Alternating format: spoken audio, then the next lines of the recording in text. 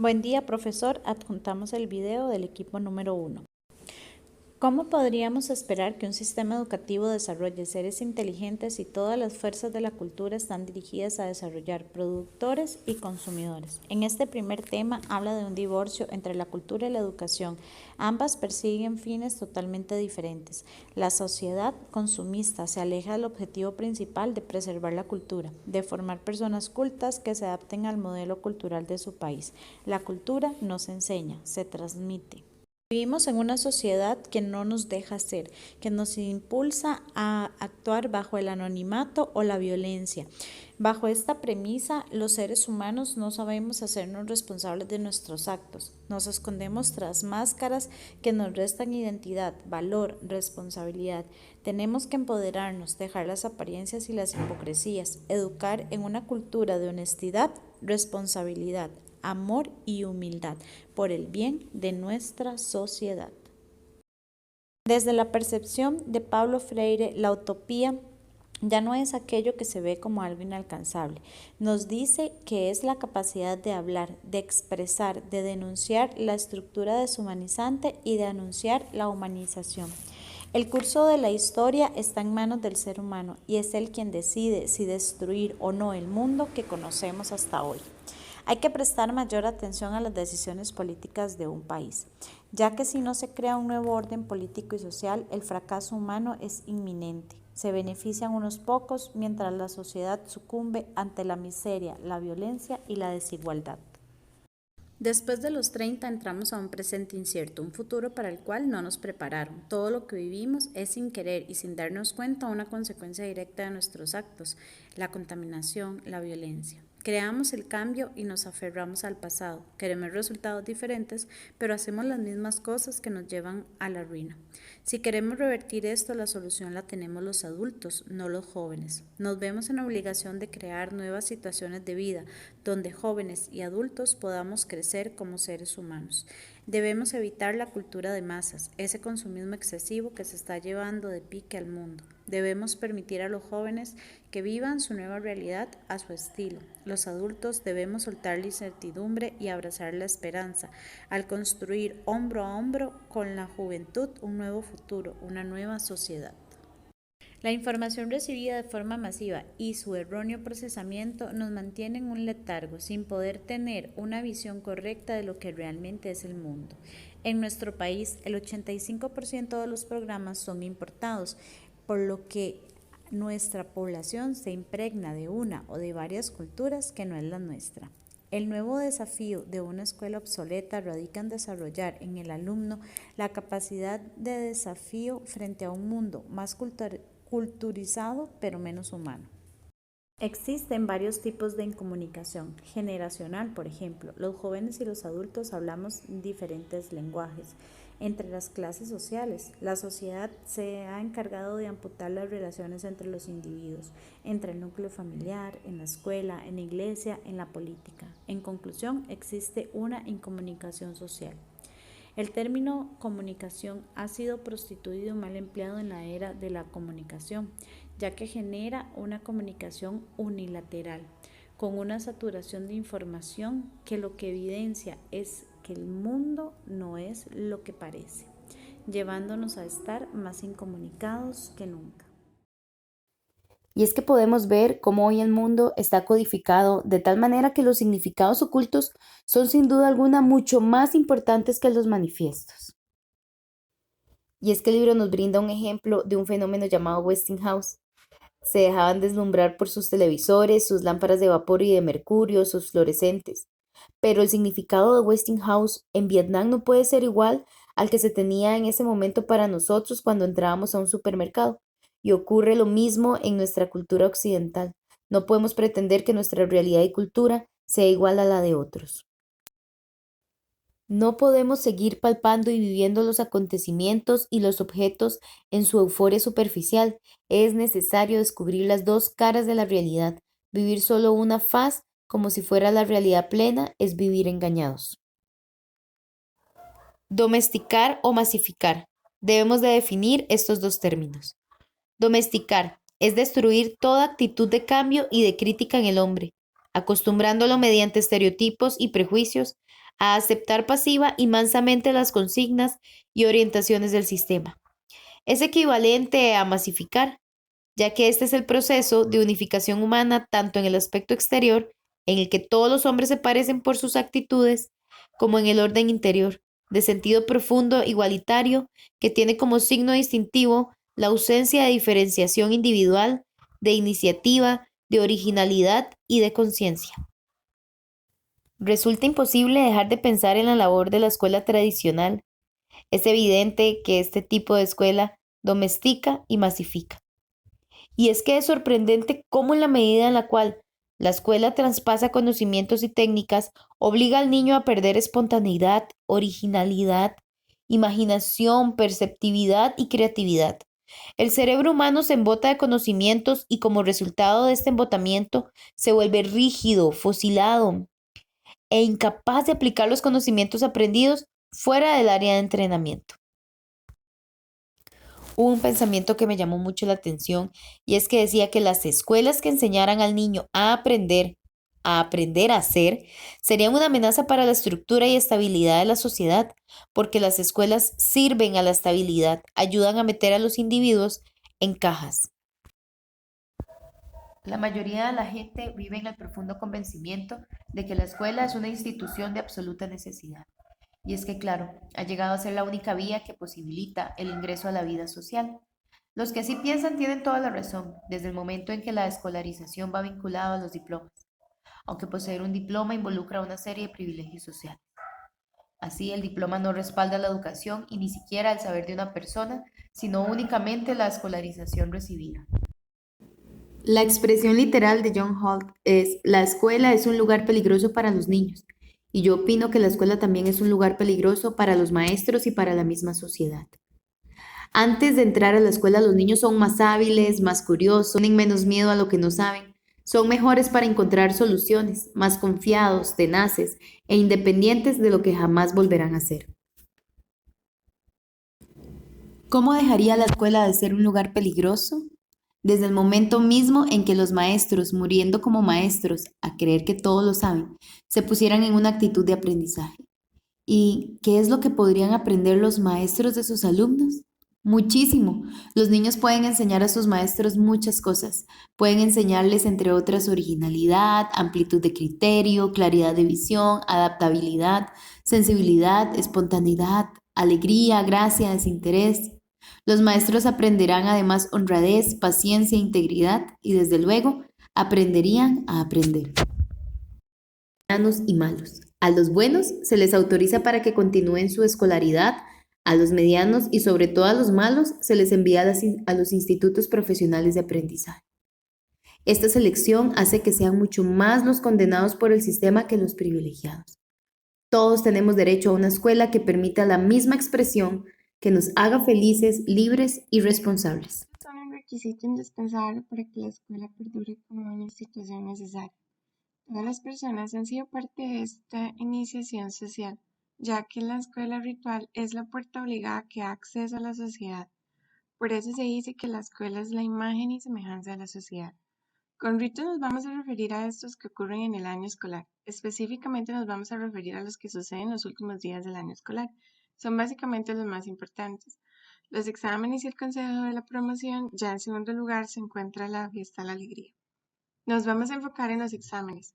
Estos prueban, miden, analizan, califican y segregan a los estudiantes de acuerdo a su capacidad o incapacidad para contestar bien los enunciados.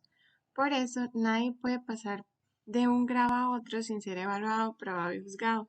El consejo de promoción es algo así como el clímax del ritual anterior. Los profesores dictan el veredicto final sobre si el estudiante continúa o no en el templo del saber. Después de esto está la fiesta de la alegría. Se podría decir que se convierte en un ritual de acción de gracias donde los chicos comparten golosinas. Y por último están las despedidas rituales, que básicamente se convierten en el baile de graduación de quinto año, donde después de 5 años de fiestas pequeñas se celebra como una en grande. La universidad cuestionada.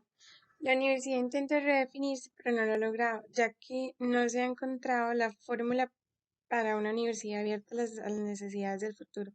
El libro menciona que actualmente el concepto de universidad no abre al estudiante las puertas de la cultura, sino la de los bienes económicos, por lo tanto las del poder. Se dice que la universidad está lejos de ofrecer a sus estudiantes una percepción auténtica de los problemas nacionales, de los elementos alienantes de la cultura, de las teorías y las doctrinas que llenan la cabeza y la memoria y desajustan la realidad anulándola.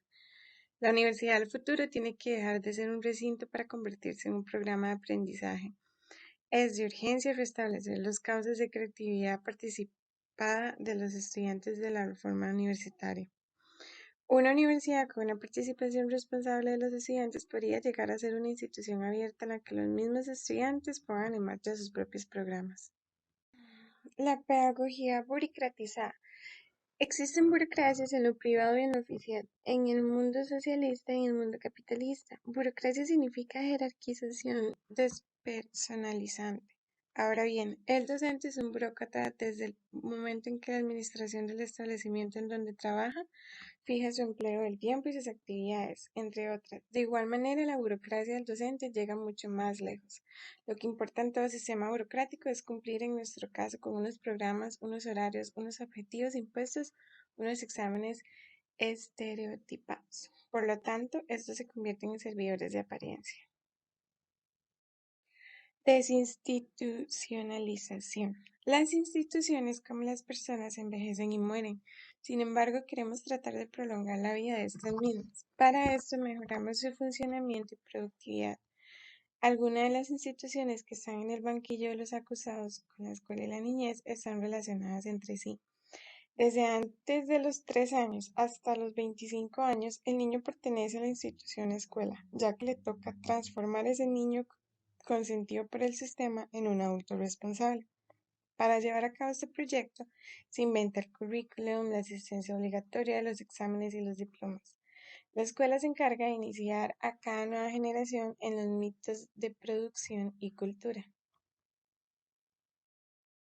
Ahora, en la tercera parte, en las tendencias de una nueva educación, vamos a hablar un poco de los cambios de actitudes. El educador tiene que hacer cambios en sus actitudes para que el cambio en la educación se pueda llevar a cabo. Ahora bien, no siempre es culpa del educador. Existen actitudes negativas que son producto de la ignorancia y más que todo de la falta de imaginación. El educador necesita también cambiar sus actitudes frente al riesgo, a la incertidumbre y a la angustia que produce lo incierto y lo desconocido. Todas estas sugerencias son con el fin de que el educador tenga una mente abierta. La educación no podrá mantenerse al día si los educadores siguen con las mismas actitudes pasivas. También ellos necesitan ser sinergéticos para que se permita el crecimiento personal, tanto como el del educador, así como el del alumno. El mundo se encuentra saturado por información masiva, entonces no tiene sentido hablar de enseñanza, porque ¿quién le va a enseñar a quién? Estudios demuestran que el proceso de aprender, persuadir y enseñar no depende de la gente, sino de la actividad del paciente. Dar clases resulta ser un acronismo, ya que al profesor le cabe únicamente orientar un periodo de aprendizaje y el aprendizaje es lo que se obtiene de una relación interpersonal. Un profesor es valorado por las capacidades de transmitir o traspasar conocimientos. La acción educativa consta de 3 componentes: saber, saber hacer y saber ser. El único aprendizaje que se puede influir significativamente en la conducta de los demás es el que el individuo descubre e incorpora por sí mismo. Se podría decir que una de las mejores maneras de aprender, pero también la más difícil, es abandonar sus propias actividades de defensa, al menos temporalmente, y tratar de comprender lo que la experiencia de la otra persona significa para ella. La escolarización. Nosotros nos hemos encargado de convencernos de que la institución es la única que tiene la verdad absoluta. Esto quiere decir que nos preparan únicamente para recibir un cartón donde digan que nosotros somos licenciados o bachilleres, pero esto nunca tiene la finalidad de hacer que la persona adquiera los conocimientos del saber. Las necesidades que hoy las personas tienen con la sociedad tienen que ver muy relacionadas a recibir ese cartón. Eso quiere decir que las escuelas instruyen, pero no instruyen de manera correcta, ya que existen dos mundos, uno adentro de los muros y otro afuera, donde muchas veces lo que se aprende adentro de los muros no es lo mismo que se aplica en la realidad. Otro punto importante, después de ver lo que es la escolarización, es ver que la escuela es un lugar peligroso, donde muchas veces los niños antes de ingresar son niños ágiles, felices y con más ganas de explorar sin saber que al pasar del tiempo y la escolaridad se vuelven chicos completamente competitivos, donde el privilegio de los jóvenes es llegar a tener ese cartón, más no adquirir conocimientos. ¿Cuándo dejará de ser la escuela un lugar peligroso? En el momento que nosotros como docentes dejemos de creer que somos los que sabemos todo y tomemos una actitud diferente donde les enseñemos a ellos criterios, adaptación, sensibilidad y espontaneidad para llegar a lograr hacer personas diferentes en la realidad. A su vez, el libro también nos deja observar dos lecturas muy importantes. Una se llama Barbania y el otro el Libro Rojo, donde a mi criterio personal todos los docentes deberíamos de llegar a leer, ya que nos dejan la realidad de cómo nos vemos nosotros y cómo somos nosotros ante la realidad de los estudiantes, donde muchas veces fallamos nosotros los docentes y no ellos, donde muchas veces desertan por el estrés y por el montón de contenidos que tratamos de meterles y no enseñarles cómo desarrollarse en el mundo y en la sociedad. El cine, la televisión, fotonovelas, carteles y demás técnicas de comunicación icónica, en modo alguno, pueden ser vehículos de ideas. También se habla de que al presente hemos sido esclavos de una sola forma de comunicación, especialmente la técnica electrónica, la que a pesar de poner en nuestras manos otros medios con mejores condiciones comunicativas, nos invita a salir de la rutina que significa el uso de un solo medio. Si saben utilizar estos medios de comunicación, encontrarán cómo revela y comunica un aspecto único de la realidad, de la verdad, cada una con perspectivas diferentes. En esta sociedad ahora se prefiere ver televisión que leer un libro. Esto ocurre hasta llegar al punto en el que dependemos de eso y no estamos dispuestos al cambio que podría ser significativo en nuestra vida. En la actualidad, los niños llegan a comprender mejor una imagen cómica que los adultos. Un estudio revela que un niño norteamericano ve al año 18.000 páginas de cómics, así como las horas de televisión o cine que son incalculables. Como adultos debemos estar capacitados para guiar a las nuevas generaciones ante esta situación, pero las personas se limitan al análisis del contenido. Para poder aconsejar, hay que tener una comprensión de los nuevos lenguajes, y para esto se requiere un serio esfuerzo y muy buena voluntad, ya que hoy en día se pretende, como bien lo dice el libro, pretendemos curar los males de hoy con recetas de ayer. Entonces, por el lenguaje icónico no se nos informa, se nos muestra y se nos ofrecen formas de ver y sentir la realidad. Para esta parte, nos centramos en la crisis educativa, ya que tiene manifestaciones evidentes, el poco y mal uso de la comunicación social y como respuesta a esto, la pedagogía del lenguaje total ofrece al educando tres posibilidades fundamentales. En primer lugar, la oportunidad de expresarse con toda la plenitud y dinámica de su ser. En segundo lugar, crear a través de las técnicas de dinámica de grupo y de la comunicación dialógica nuevas formas de convivencia humana y de comunidades de base que ayudan al educando a la búsqueda de estructuras sociales más justas, menos competitivas y más humanas. Y el tercer objetivo es el logro de nuevas relaciones estructurales dentro del sistema educativo que permiten en el educando el desarrollo de sistemas de acción múltiples y variables. En el lenguaje audiodescriptivo visual se habla de que clasificar los lenguajes por su instrumentalización puede llevar a concepciones erróneas que comprometen el uso pedagógico de los mismos. Este error puede ser evidenciado en las técnicas audiovisuales porque en este caso pensamos más en las técnicas que en los lenguajes. El lenguaje audiodescriptivo visual es la síntesis de todos los lenguajes, incluyendo el verbal. Este es el lenguaje más completo. Un gran error es considerar los nuevos lenguajes como medios de información y no como medios de aprendizaje, y no podemos seguir atribuyendo a dichas técnicas poderes mágicos para la solución de problemas pedagógicos pésimamente definidos y muchas veces inexistentes. Para finalizar, en este caso se hace énfasis al adulto formado dentro de las normas de una civilización cartesiana, racional, intelectual, abstracta, no tiene la capacidad de comunicación con los niños y los jóvenes mucho más adaptados al lenguaje de las imágenes y sonido.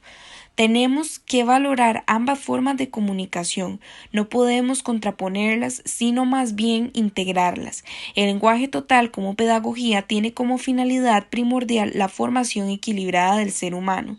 Los jóvenes de hoy necesitan una sacudida sensorial para pensar, trabajar y comunicarse. Solo existe educación auténtica en el momento en el cual el educando llegue a ser dueño de su propia expresión. Muchas gracias.